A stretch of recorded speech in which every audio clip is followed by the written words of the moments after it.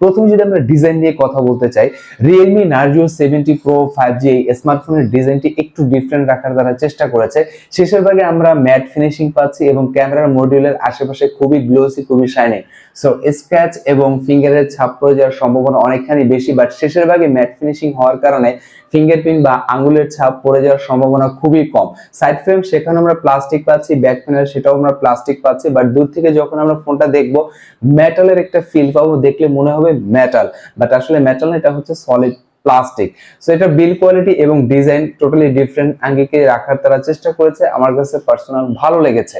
But আমরা যদি ডিসপ্লের দিকে চলে যাই, এখানে 6.7 inch FHD plus 120 hertz screen refresh rate এবং অ্যামোলেড একটি প্যানেল।